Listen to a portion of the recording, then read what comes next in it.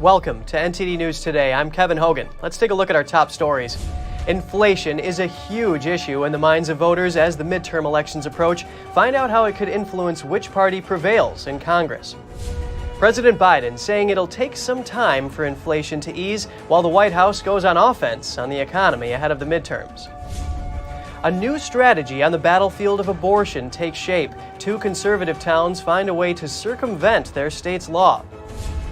Florida Governor Ron DeSantis says more hurricane relief is coming from the state and federal level. This as many are still trying to rebuild devastated areas.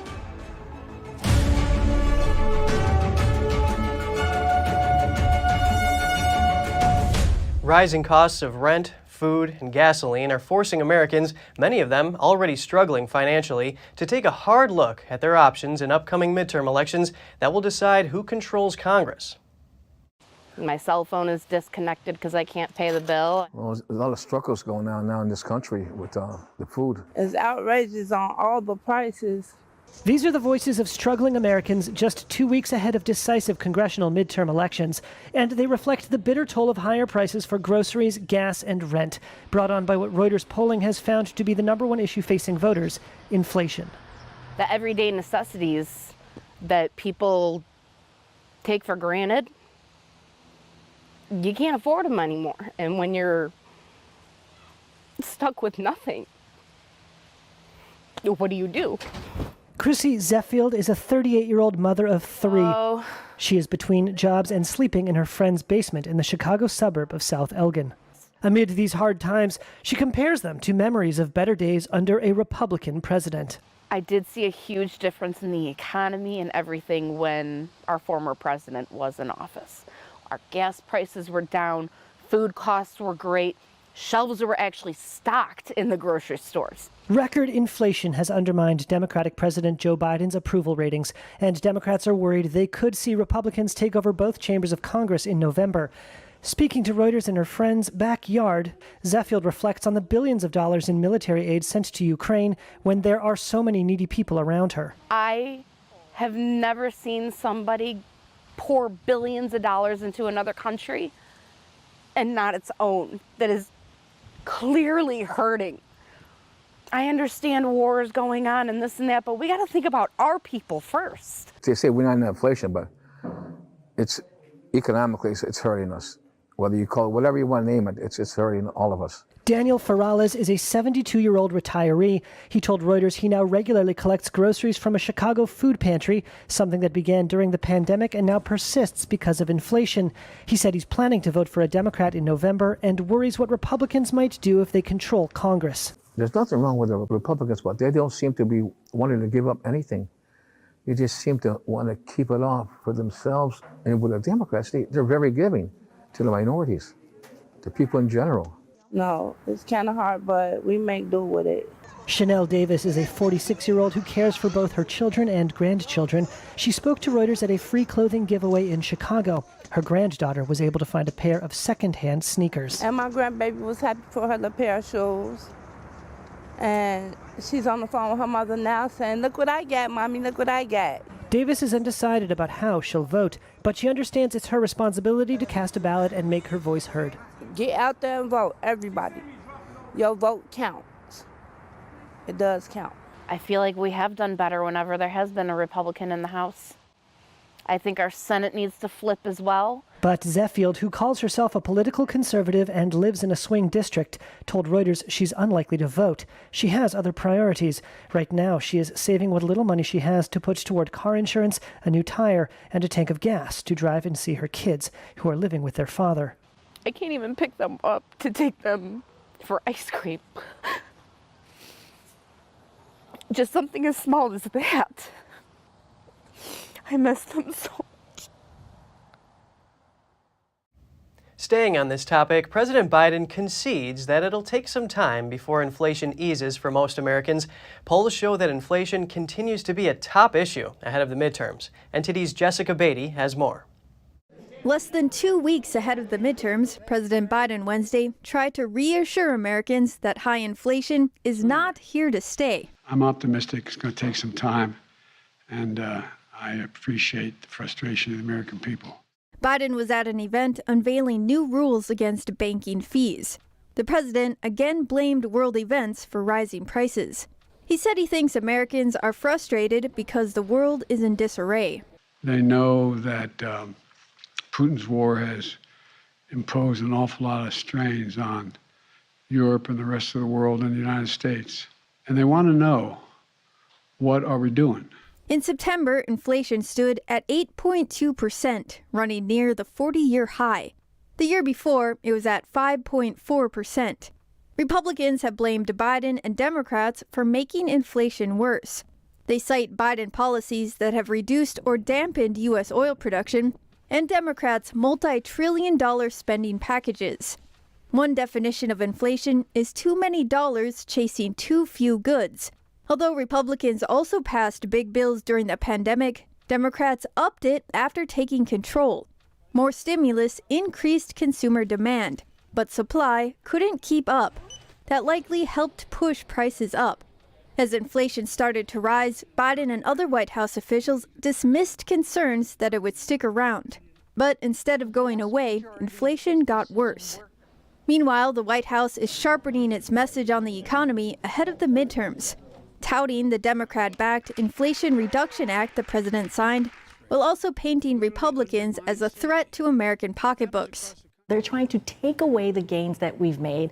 They've been very clear about what they're going to do if they indeed take control, right? Which is put Medicare and Social Security on the chopping block. And if you do that, inflation goes up. While gas prices have started to come down, inflation continues to weigh on voters' minds ahead of the midterms.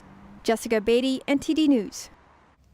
Zooming out from inflation, the U.S. economy makes a rebound, but it may be short-lived. The Bureau of Economic Analysis reported Thursday gross domestic product increased by a yearly rate of 2.6% in the third quarter, according to initial estimates.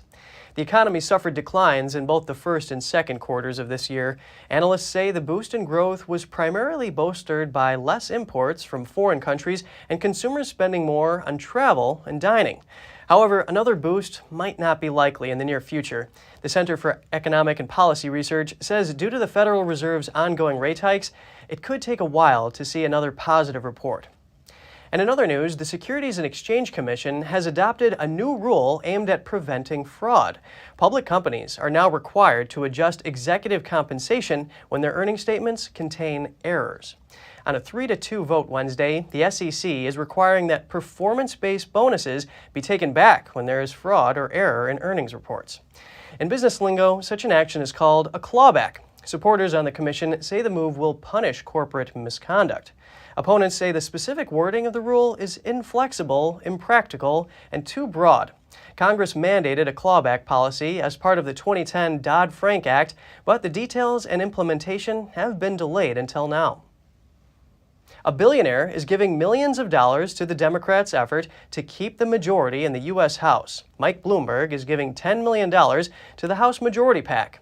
The donation comes days after the Super PAC sent a memo to donor saying it needed more resources. Currently, Democrats hold the majority, controlling 222 House seats, and the Republicans 212 seats. To stay in power, the majority must maintain at least 218 seats. This is the first donation Bloomberg has made to the PAC for the midterms. The former New York mayor gave the group over $25 million during the last election cycle. The new front line of the U.S. abortion battle is on the remote plains of New Mexico. There, 2 conservative towns are set to outlaw the procedure despite it remaining legal in the state. NTD's Daniel Monahan has the story. Y'all are on the way to becoming the first city in New Mexico that's a sanctuary for unborn children.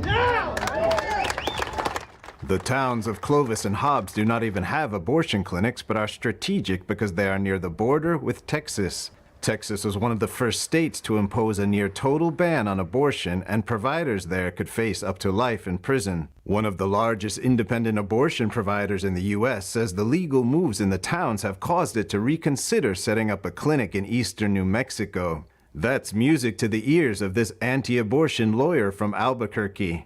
This industry is dangerous. Just read what's going on in Albuquerque.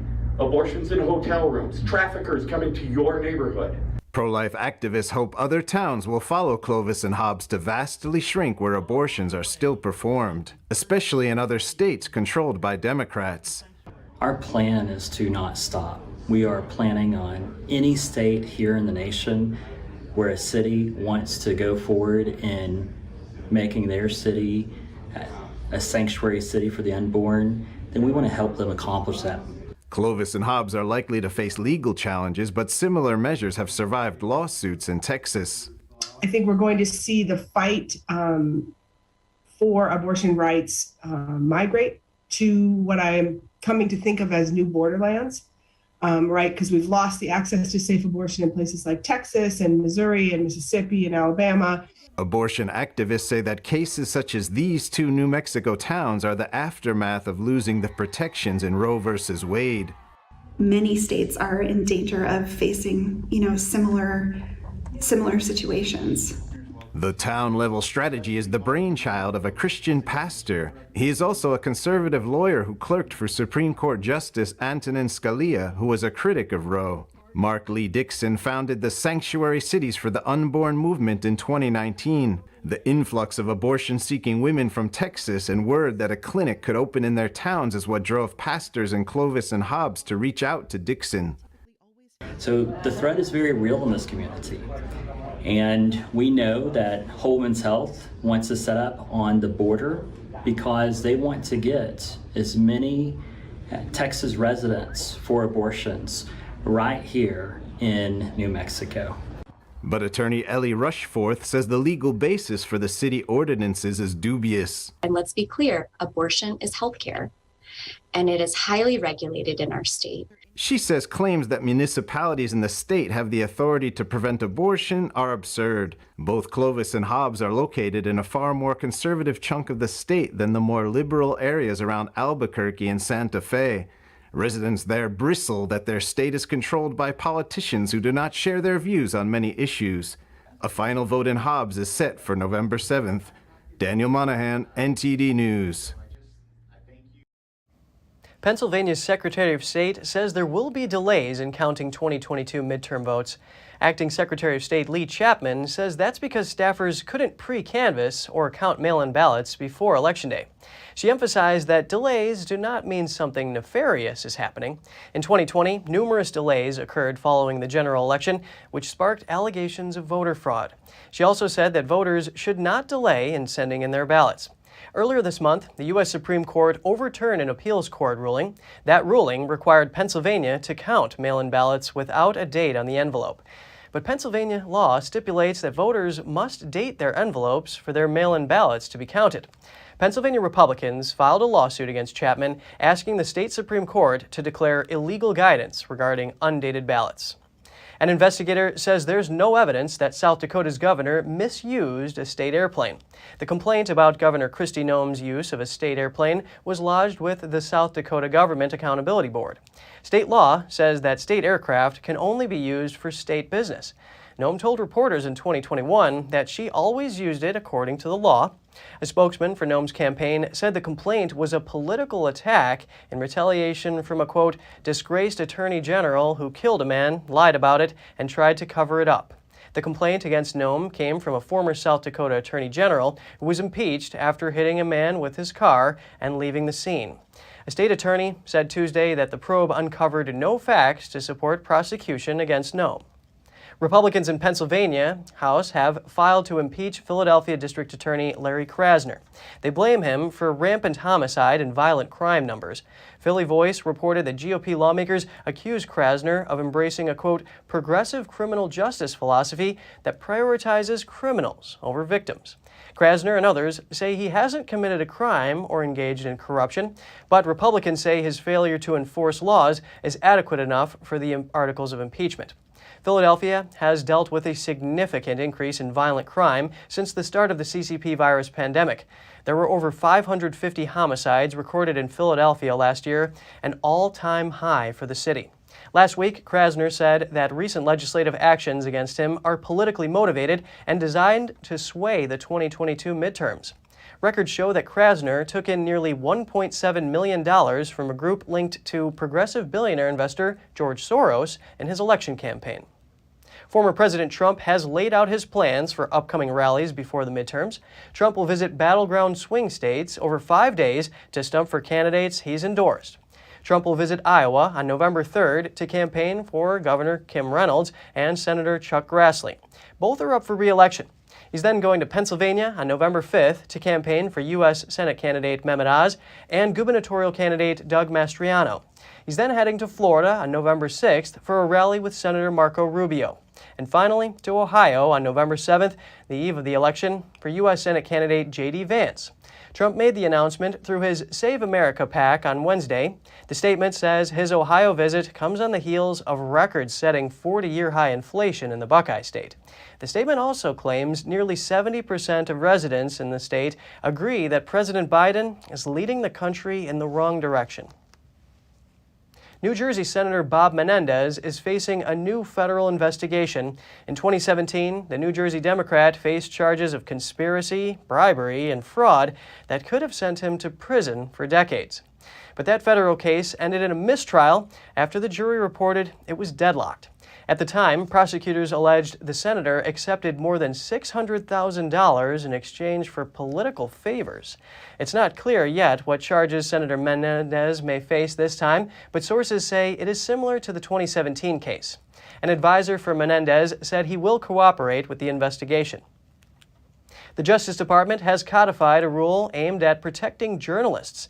The new rules ban secret subpoenas for journalists' records. There are exceptions in certain circumstances, like if the information could prevent a serious crime, if the journalist is the target of an investigation, if the records involve already public information, or if the journalist agrees to disclose the records.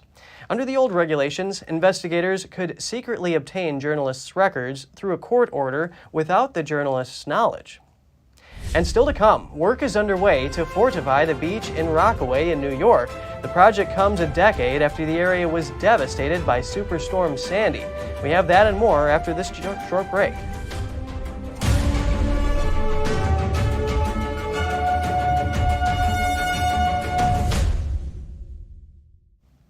Florida Governor Ron DeSantis announced more hurricane relief measures. It comes as survivors still battle with the aftermath a month after the catastrophe. Here's Governor DeSantis.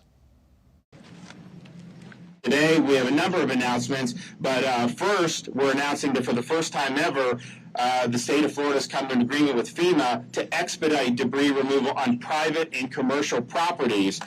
Florida Governor Ron DeSantis says FEMA is going to use new technologies such as satellite imagery and more technologies to be able to assess damage more quickly for homes and for businesses. He says this measure will significantly accelerate the cleanup and recovery process, pointing out in the past FEMA went door to door to assess damage, which the governor says can take months. He also announced FEMA's temporary housing for residents of certain counties and a statewide housing mission for people who may not be eligible for FEMA's program.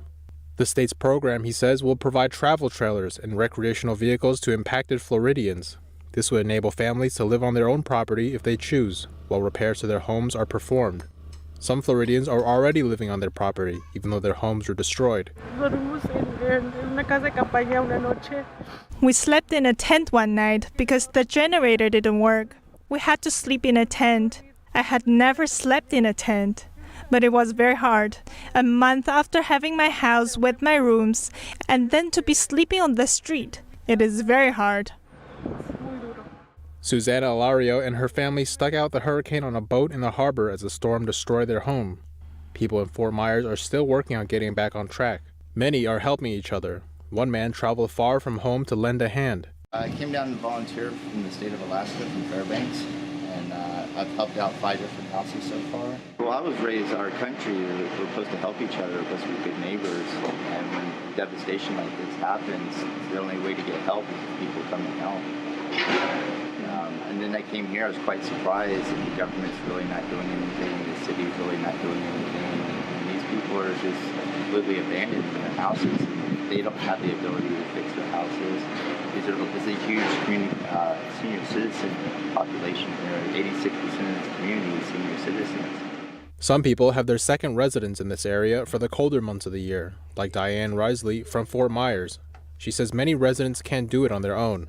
It's very hard for these people, and some of them are very old, they're senior citizens. They don't have computers, they don't have cell phones.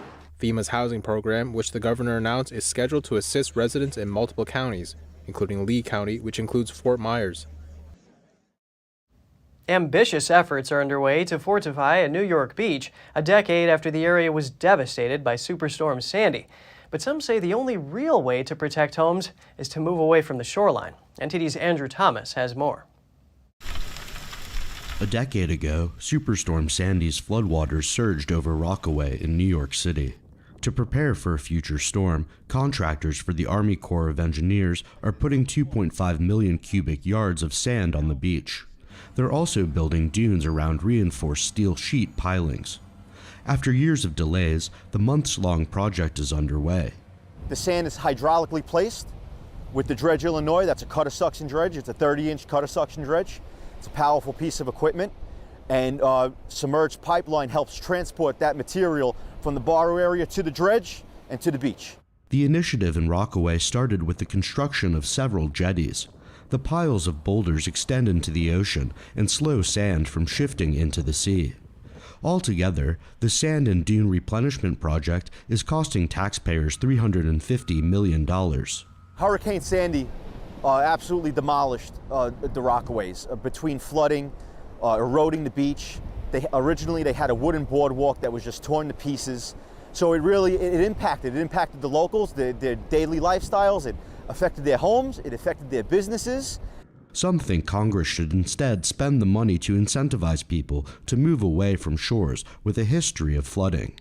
As long as we have the Corps willing to put hundreds of millions of dollars of taxpayer public money into beach nourishment, and FEMA has a flood insurance program that repays people when their houses are damaged during storms, there's not a whole lot of incentive for people to move away. The Army Corps of Engineers unveiled a $52 billion plan last month to build tidal gates and storm surge barriers to protect New York City and northern New Jersey. But the project won't start construction until 2030 at the earliest and won't be completed until 2044. Andrew Thomas, NTD News. A steam train derailed at a Missouri amusement park last night. It injured 6 guests and 1 employee. A passenger said the carriage bounced before tipping over. The company said on-site paramedics provided emergency care until first responders arrived. An ambulance took the 7 injured people to nearby medical facilities. The Epoch Times spoke with one guest, Gary Eldridge, who boarded the last carriage of the train with his family around 6 p.m. Theirs was the only carriage that didn't flip over. Eldridge said his family was enjoying a performance about train robbers when the carriage in front of them bounced up like it hit a bump, and it then shook for about 10 seconds before it derailed. He said they had to break the windows out of the 2 cars lying on their sides to be able to get everyone out. Authorities say the injuries range from minor to moderate. And coming up, Beijing getting a foothold in Europe's 3rd largest port. What's behind the interest? A closer look at China's global ambitions linked to seaports. Barbaric tactics. That's how an expert describes the Chinese regime's method of repatriating dissidents. We'll bring you analysis on this and the DOJ's related charges when we return.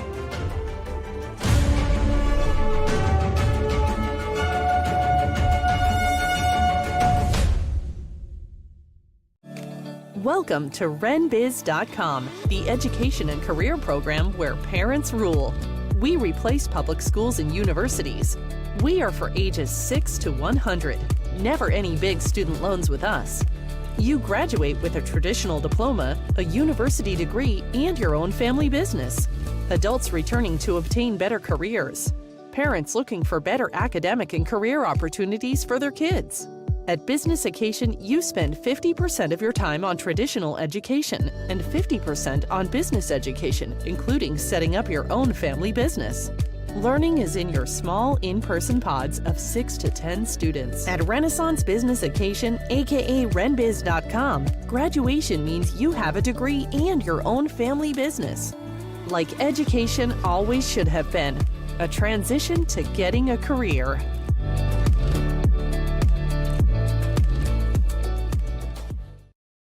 Hello, I'm Mike Lindell, and my employees and I want to thank each and every one of you for your continued support.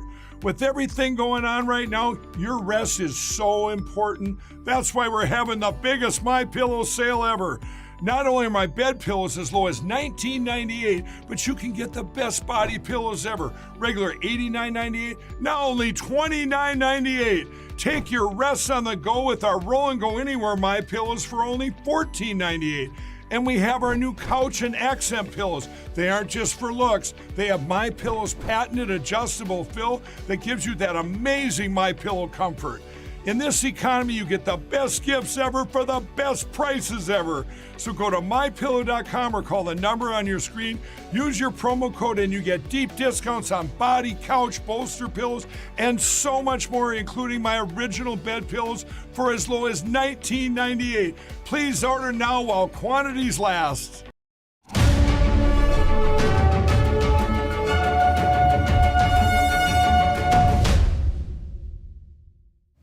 Welcome back. Now we take a deep dive into the Chinese Communist Party's foreign influence operations.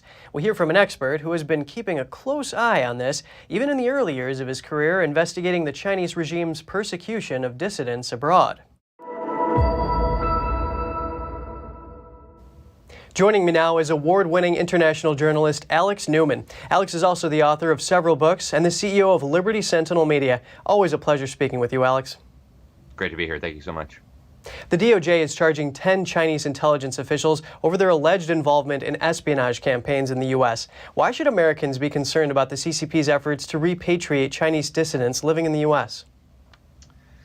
First of all, this is an outrageous abuse of power by a foreign government. I mean, we wouldn't tolerate this from a friendly allied nation. The idea that we should tolerate it from a mass murdering dictatorship responsible for killing more innocent human beings than any government on the planet is beyond preposterous. So what we have here is agents of a brutal regime operating totally lawlessly in our country, doing whatever they feel like it. Many of them actually have diplomatic immunity here because they're operating under diplomatic cover. And the fact that this has been allowed to go on for so long is, I mean, every American ought to be outraged. Everybody all over the world ought to be outraged. This is grotesque. Tell us more about these police stations that the Chinese regime has opened up overseas. So they claim to be offering these consular services. They claim to be offering harmless, visa services and things like that. But what we know from the reports that have come out and from sources that have defected and people who've been operating within the machine is that they are much more than that. In fact, one of their big functions is to track down dissidents overseas and try to get them to return to China. And they do this using absolutely barbaric tactics. They threaten people's families that are still left behind in China. They threaten that they're going to be tortured or imprisoned. I mean, this is not the behavior of a normal government. This is the behavior of a lawless regime. And the fact that they can get away with doing it right here in the United States speaks volumes. You mentioned ththese barbaric tactics that they use to get these dissidents back. Now, for example, many of them have fled religious persecution. So why is this significant? Yeah, there's a lot of people who have a good reason to flee from communist China, right? You have Christians, Muslims, you have Uyghurs, you have Falun Gong practitioners, you have people who have different political ideas, right? And in a country like China, this is not tolerated by the government. And they have escalating levels of intervention. And these are people who, if they were not able to flee, if they were not able to take refuge in the United States or in some other country, would very possibly be tortured. And in some cases worse, right? We know about the Communist Chinese government's organ harvesting program. The fate that could await these people is beyond nightmarish. And so to have this regime extending its power globally is extremely dangerous and targeting innocent people like this, some of the most vulnerable people. They're doing it all over the world. In fact, I first covered this story over a decade ago. I wrote a major investigative piece on these types of tactics, and I spoke with the chief national security prosecutor in Sweden, who had just finished prosecuting a communist Chinese agent who was terrorizing Uyghurs in Sweden. So this is a global problem. It's been going on for a very long time, and the fact that this is allowed to continue and governments around the Western world are barely even mumbling about it ought to trouble us all. Yeah, so that is very concerning. Now, can you tell us more about the CCP's influence on Interpol? Yeah, the CCP has been for many years now on a mission to infiltrate and take over international organizations. And unfortunately, it's had the assistance of Western governments. It's had the assistance of like-minded individuals, fellow travelers within the United Nations. And that became most clear in Interpol when in 2016, an actual member of the Communist Party of China, former Vice Minister of Public Security, Meng Hongwei, he actually got himself selected as the president of Interpol. Now, Interpol is an interesting organization. It is basically the closest thing that there is to a global law enforcement agency, and it's not a law enforcement agency in the traditional sense of the term, but what it does is it helps governments hunt down criminals who have fled from their jurisdiction. And so this is a tool that obviously is very, very dangerous. It needs to be kept in very, very close monitor. And what we're seeing is that tyrants, including the dictatorship in Saudi Arabia, including the dictatorship in China, has long used and tried to use this organization to track down critics, to track down dissidents and things like this. And so to have a communist Chinese agent, a known communist Chinese agent, sitting on top of this organization is just flabbergasting. Then to add insult to injury, this is, I mean, I couldn't believe this wasn't front page news all over the world. The Communist Chinese government actually arrested Meng Hongwei when he went back to China, and they publicly said that one of the reasons they arrested him was because he wasn't faithfully following orders of the Communist Party. So this tells you, I think, everything you need to know about the Communist Chinese government and everything you need to know about the presence of CCP agents and members within international organizations. They take an oath to serve the international organization, not their home country, not any political party, and yet in Communist China it is well known and widely accepted that Communist Chinese agents within the international system must serve first the Communist Party of China and second whatever international organization they're in. The danger of this can't be overstated. Very good analysis for some of this alarming news. Alex Newman, CEO of Liberty Sentinel Media, thank you for your time today. Thank you for having me.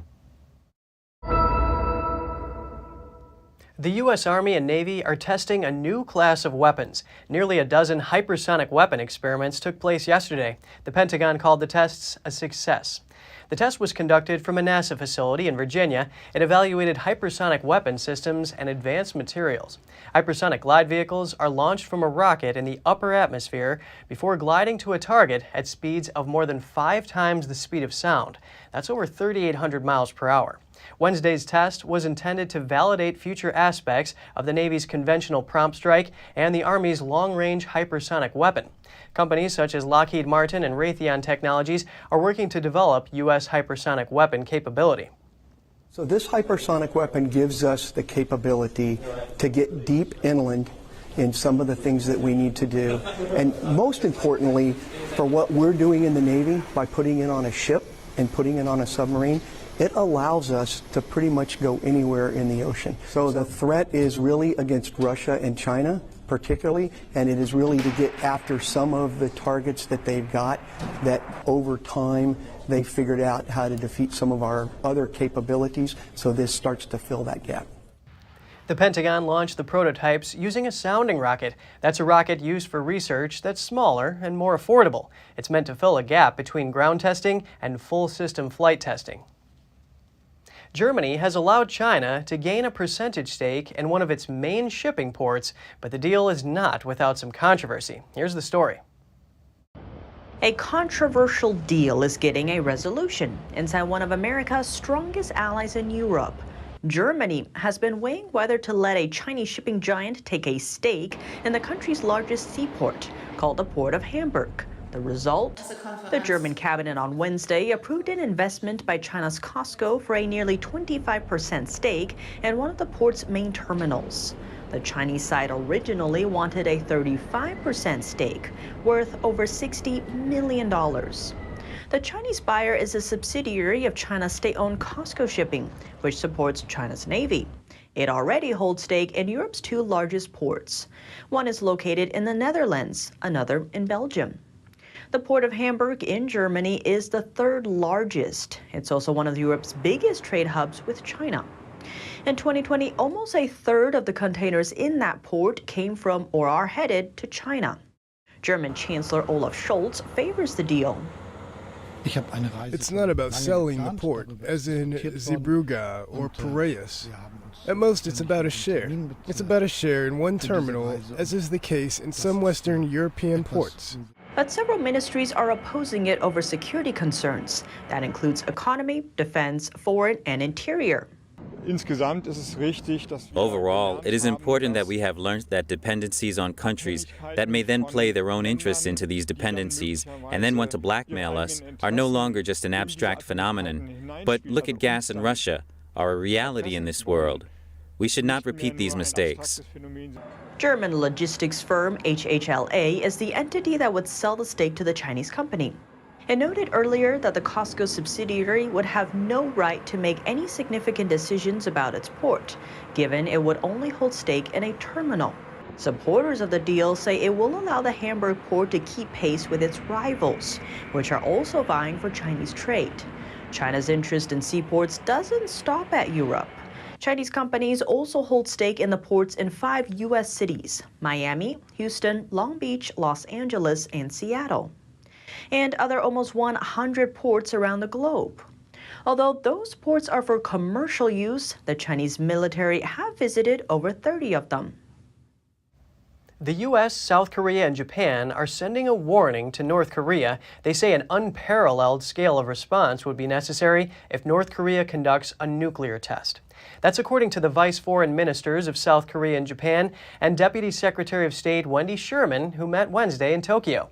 Washington and its allies believe North Korea could be resuming nuclear bomb testing for the first time since 2017. This after North Korea launched several ballistic missiles earlier this month, including an intermediate-range ballistic missile that flew over Japan. The South Korean Navy, Marine Corps, and Air Force responded on Wednesday, conducting an amphibious landing drill. It's part of a joint drill with U.S. troops happening from October 17th to the 28th. And if you have any news tips or feedback for the show, don't hesitate to email us at news.today@ntd.com. And still to come, in France, some residents in a violent district decided to take the law into their own hands. They organized a patrol to secure their neighborhood. An expert explains why after the break.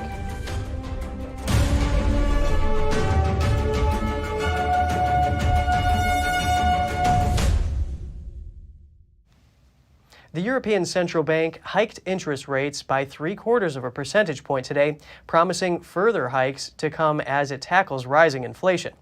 The move will take the benchmark rate for the 19 countries using the euro to 1.5%. The central bank has now hiked rates at 3 consecutive meetings.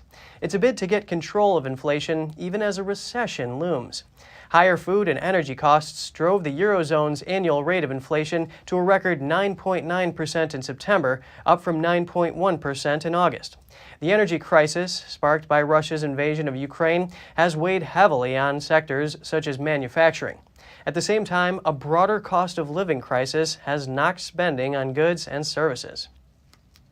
This morning, cabinet ministers arrived for their first official cabinet meeting with British Prime Minister Rishi Sunak. Many are familiar faces from the cabinets of Boris Johnson and Liz Truss. Jeremy Hunt, James Cleverly, and Penny Mordaunt were reappointed as Chancellor, Foreign Secretary, and Leader of the Commons. Ben Wallace and Kimi Badenoch were reappointed as Defense Secretary and International Trade Secretary. Sunak's allies, Dominic Raab, Michael Gove, and Grant Shapps returned to the cabinet as Justice Secretary and Deputy Prime Minister, Leveling Up Secretary, and Business Secretary. Suella Braverman was appointed as Home Secretary less than a week after she left Liz Truss's government over a breach of the ministerial code. Nadhim Zahawi was appointed as Minister without Portfolio and Conservative Party Chair. Sunak's loyal backers, Oliver Dowden and Steve Barclay, returned to the cabinet as Chancellor of the Duchy of Lancaster and Health Secretary. Liz Truss's close friend, Therese Coffey, was demoted to the role of Environment Secretary. In some French cities, residents are taking the law into their own hands. They are forming self-defense groups to protect their neighborhoods. In Nantes, the actions of one of these so-called militias led to the arrest of someone who police consider the main suspect in a murder case. NTD's France correspondent David Vives spoke to a think tank director who says this development shows how inefficient the French criminal justice system has become. In the western French city of Nantes, A group of residents investigated the killing of a 47-year-old woman earlier this month. They handed an individual to the police who is now the main suspect in the case. These mostly young citizens call themselves a self-defense militia and say they intend to intensify their patrols of the neighborhood plagued by violence and crimes. Another militia recently formed in the city of Lyon. This resident says the thugs and drug dealers here act as if they own the place. According to think tank director Pierre Marisev, militias are a terrible consequence of the failures of the criminal justice system to punish criminals. It has been observed for 15 years, or even more, that the criminal justice system in France does not work, and it's getting worse and worse.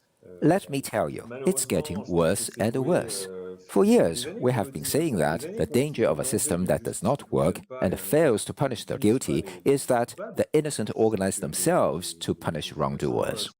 In another recent case in the Centre region of France, an individual sexually abused a 6-year-old girl.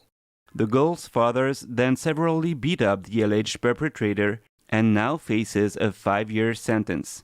Sev says French police is not to blame in the majority of cases, as they often have good results in solving crime. The criminal justice system obviously depends on the work of the government. They have left the judiciary with indecent means, in particular, the overcrowding of prisons, which encourages judges not to punish criminals. So for me, those are to blame. It's the system of justice and the government. And it is absolutely not the father who had a fit of rage when he found the pedophile who had assaulted his 6-year-old daughter. The Institute for Justice has 190,000 members and works with lawmakers as well as legal professionals. Last week, it organized a tribute for the 12-year-old girl who was savagely murdered in Paris earlier this month. Sev says an increasing number of people distrust the justice system. The problem is not the fact that the police do not find or arrest the culprits. The problem is that the judiciary does not punish them. We get a few dozen, even hundreds of emails each week. Very often, this topic shows up again and again, more than it did a few years ago. People feel that the justice system is not giving them justice. According to a recent poll by the Institute for Justice, 81% of French people say judges are too lenient with criminals. David Vives, NTD News, Paris. Poland has torn down 4 monuments to Soviet Red Army soldiers who died during World War II. That's as strained relations between Poland and Moscow hit new lows due to Russia's invasion of Ukraine.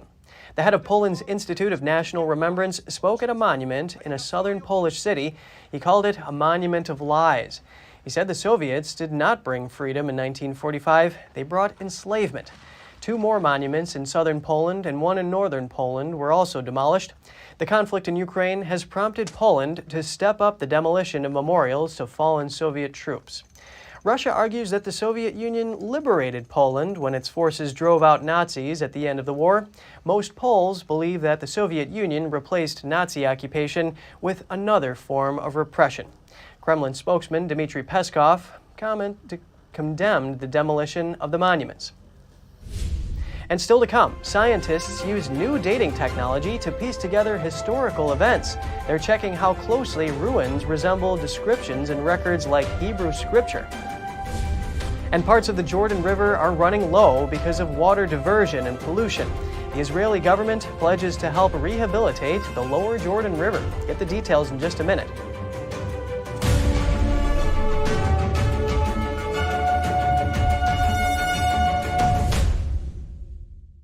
As Americans, it seems like other people have been telling us what to do, how to live, and how to think. But that's not how we founded the greatest nation on earth. During times of powerlessness, we found power. And we found power through taking action. Through action, we find solutions. And through solutions, we find freedom. The supply shortage has made it harder than ever to keep your shooting skills sharp at the range. Introducing Strikeman, a laser firearm training system that allows you to practice your shooting skills at home without wasting a dime on ammo. Using our laser cartridge, target, phone mount, and award-winning phone app, become a proficient shooter in under 2 weeks. Create training templates with firearm drills and get live feedback with progress tracking on your shot accuracy and shot times. Beat personal records and compete with friends and family to crown the best shooter in the group. Put the power back in your hands with Strikeman. We're entering an unprecedented period of economic turmoil. The economy is unstable, our government is in shambles, and the global war on energy has created a domestic crisis. Americans need a way to protect their financial future. One way to ensure your wealth in retirement is by purchasing physical gold and silver. We can help. You can roll any part of your retirement account into a gold or silver IRA. Better yet, you can open a gold or silver IRA in 5 minutes or less using our online application. Preserving your family's financial legacy is a choice that's always available to you. And when you're ready, we're here to help. Call us and speak to one of our IRA professionals. Let's build your financial legacy together. GSI Exchange. Wealth for generations to come.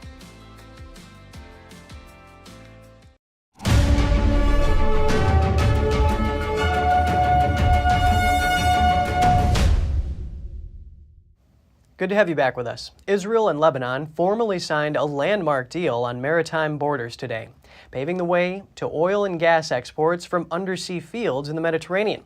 The deal was brokered by the United States. Israel and Lebanon remain formally at war and did not hold a joint signing ceremony. The Israeli Prime Minister hailed the deal as a diplomatic and economic achievement. Lebanon's Prime Minister said the deal doesn't impact the country's foreign policy of not recognizing Israel. Ancient ruins tell a partial story of the sieges and conquests recounted in the Hebrew Bible. Now, scientists are using a new dating technology to piece together historical events. NTD's Andrew Thomas has the details. Scientists from the Hebrew University and Tel Aviv University are looking at readings of ancient geomagnetic fields. The magnetic poles of the Earth gradually shift over time, but materials like mud bricks and ceramics retain the magnetic signature from the time they were created. The scientists are using this signature to date these remnants more accurately.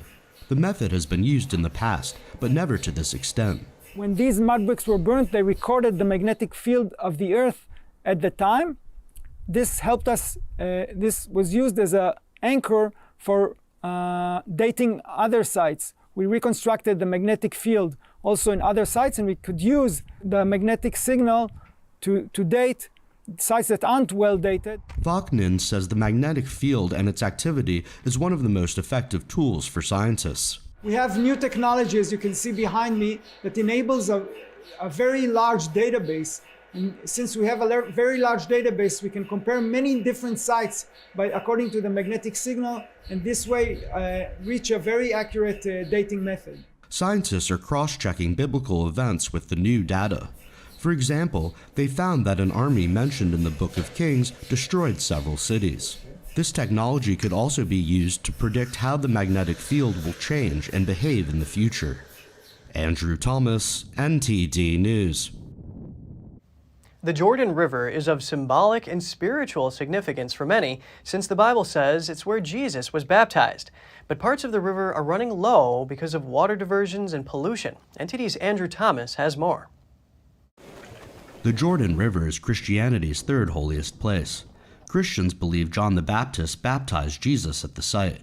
Many modern-day visitors wear white robes and immerse themselves in the sacred waters in a show of faith. Jesus was baptized in now it's holy water, so I took some holy water because in my religion you use it many times throughout the year, so it's good to actually have real holy water from the source. But much of the Jordan River is a bad-smelling, weak flow of water due to decades of diversion for agriculture.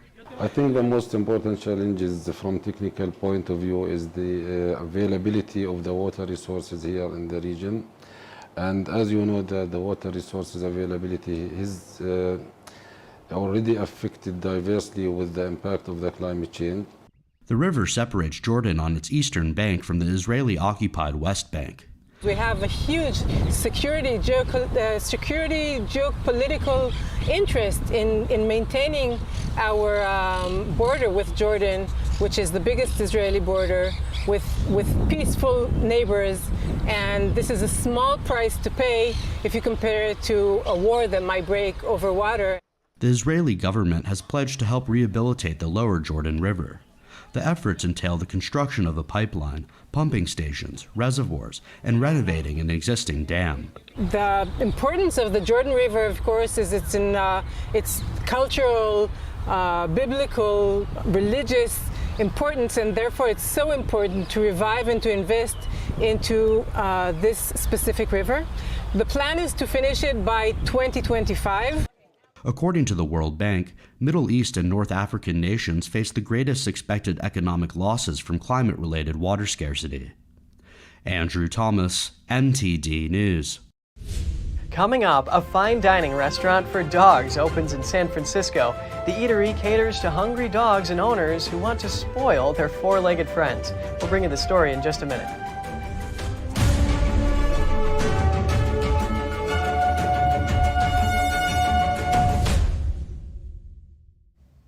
A fine dining restaurant for dogs has opened in San Francisco. Canine customers can feast on a tasting menu that includes fancy dishes like steak tartare with quail eggs.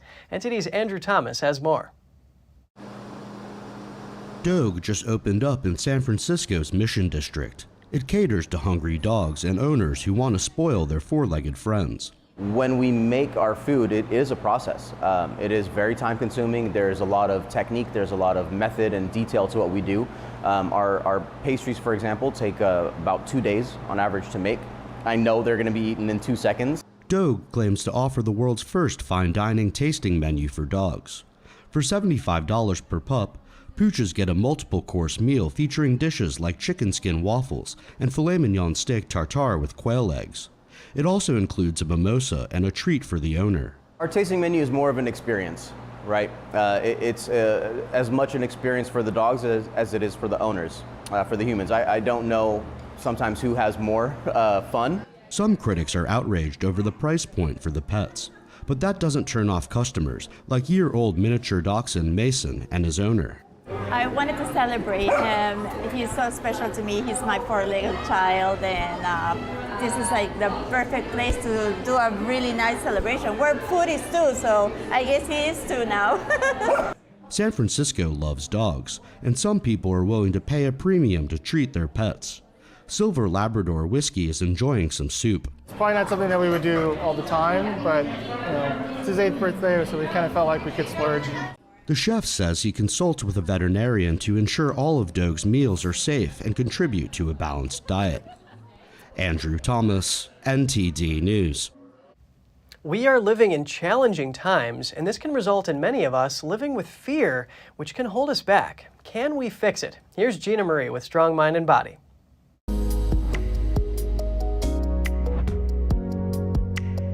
During the past few years, a plague has descended upon us. No, not the COVID plague, but rather the plague of fear.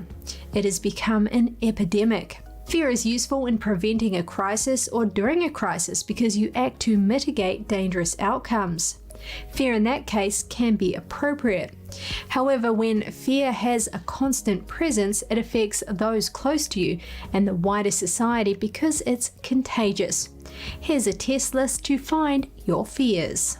Find your fears. Do you stop yourself from taking action because you might fail or make a mess? Do you fear losing your health, wealth, relationships, or self-interest? Do you worry what others think about you? Do you fudge the truth in favor of pleasing others? Do you avoid difficult conversations? Do you lose your temper? Do you procrastinate? Are you addicted to social media? If you answered yes, that's great. You recognize where fear is winning, so let's find ways to let it go. Note your fear. Self-reflection is a powerful tool. Write down your fears. This can help you to increase your self-awareness. Let go. Now that you've identified the fear, let it go. Push it away and straight out reject it. Audit your inputs. What's going into your mind? You are careful about the foods you eat.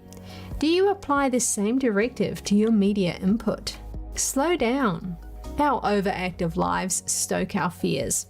Be in the moment and simplify your activities. Meditate. Steady your thoughts and calm your heart. The ancients knew the value of stillness, so find your inner tranquility. And finally, have faith in God. It evaporates your fear of not being in control, so do your best to surrender the rest to the heavens. Think you're a puzzle master? Costco is about to challenge that notion. The big box retail store is selling what it dubs to be the world's largest jigsaw puzzle. Made up of 60,000 pieces, the final product ends up being 29 feet wide and 8 feet long. To make it easier to tackle, the jigsaw can be divided into 60 smaller puzzles. It features a map of the world with different famous landmarks in lieu of the ocean. The price tag on this giant jigsaw is just about $600. That's all for today's program. We're really glad to have you with us. Please send us an email if you'd like to tell us something. We're going to put it on screen. For podcasters, that's news.today@ntd.com. I'm Kevin Hogan, NTD News, New York City.